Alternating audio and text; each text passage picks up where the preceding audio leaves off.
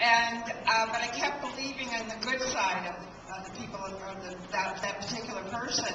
And then when I met the retired airline pilot, his sin was of commission was omission. And I thought the little girl in his picture was his granddaughter. And I didn't learn for 3 months into the relationship that it was his daughter. And, you know, again, I relate. You accept things and then you don't accept things. And I just couldn't conceive that he had this young of a daughter. And we went for almost a year, and then I just couldn't be in the relationship anymore. So I broken up with him twice, and poor Pablo, I'd email him and say what was going on, and he'd give me advice. And I think, as with like with Audrey, redirecting my life into other channels is a lot healthier, and I think it does open up your heart and whatever else, the universe, to allow someone else to come in. But it's so hard. It is like a job interview, and I hate it. And you have to go through it. And sometimes you just think it's just not worth it. So, but hope springs eternal.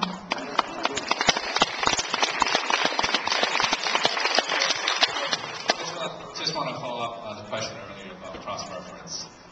As I mentioned earlier, Facebook, a lot of people have Facebook, and I think there's two practical purposes to your cross-reference. Number one, you kind of can check if they are saying who they are. And number two, once you actually, when you see face-to-face, there's something common to talk about. And so for me, it worked between myself and my girlfriend, because we realized we had so much in common, and through there build our foundations. And I think also you saw in the movie, you get what you pay for. And I didn't go to Craigslist, but I have friends who done so. And when they saw the preview about the guy exposing his penises and all this stuff, you're like, yep, I saw that. Did you know that? Oh no, I just saw it. Oh, okay, I see. So. If some of us who are in the audience, they're kind of like, maybe should I try or should I not try internet dating? And my personal 2 cents is that, because again, my philosophy is be honest yourself and be committed. So yeah, eHarmony costs a lot of money, takes a lot of time, but I figure if I'm honest and able to commit myself to do this, my best hope is the other person will do the same. And that's all I can ask for. Pablo, what drew you to this subject? I've heard about it. Actually, I've been using internet dating for a long time, and Catherine, my girlfriend, actually we met on eHarmony.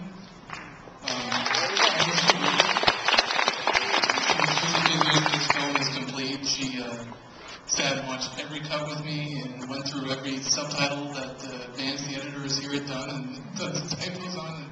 She goes, it's not, that's correct. You're not going to understand what he's saying. I said, well, I don't care.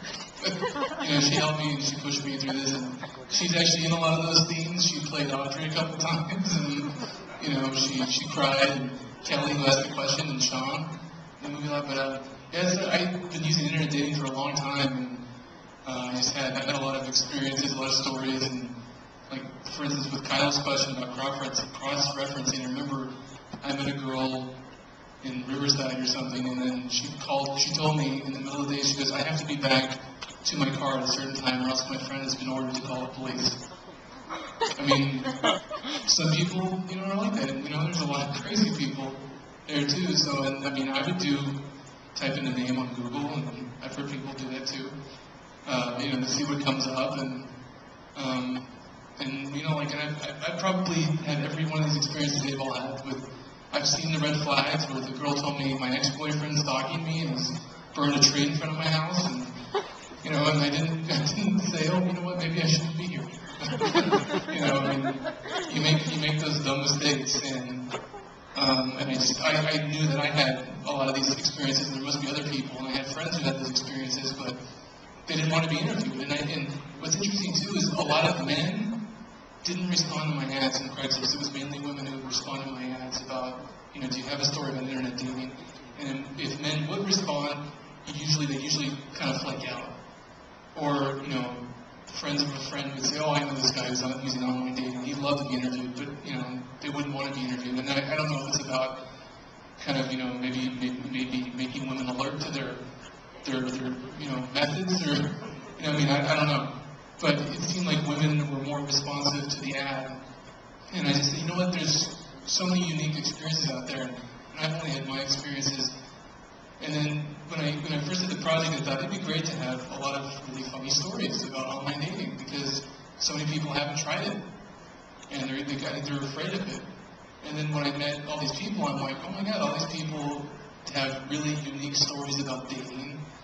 And sometimes I interview them, and they basically would tell me things like, I remember when I interviewed Mondo, I didn't know how that was going to go. And I figured, oh, he's deaf, he probably won't really say anything great, but, he had a lot of interesting things to say, and I think after we did the interview, we were all like, whoa, he's pretty sharp. And I think, I took that for granted that, the disabled person couldn't be intelligent, and he had multiple college degrees, and so, but he and when he told me that his best experience was with some woman who got married, I was like, oh my God, that's your best experience, is the girl who got married. And I remember because Judy and Colleen and Marty and Andy and Rain, they were all pretty helpful. I think about these things as an afterthought.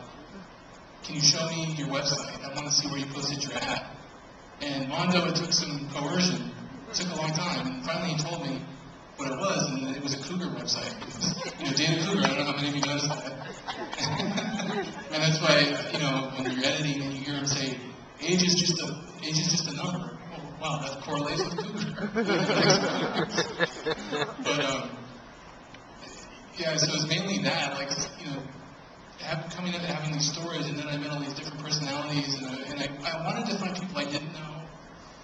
So, they would have just different experiences, and I wanted to find this wide cross-section of ages and ethnicities, but people would say, well, could you find this kind of person? And I put an ad, and I try to get, like a black person to respond.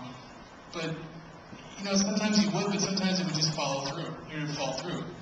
And sometimes the story wasn't that good. So then that was another thing too, is, are they interesting? And I think I would say, give me a brief synopsis of your story. So I know it's something that, I want to hear.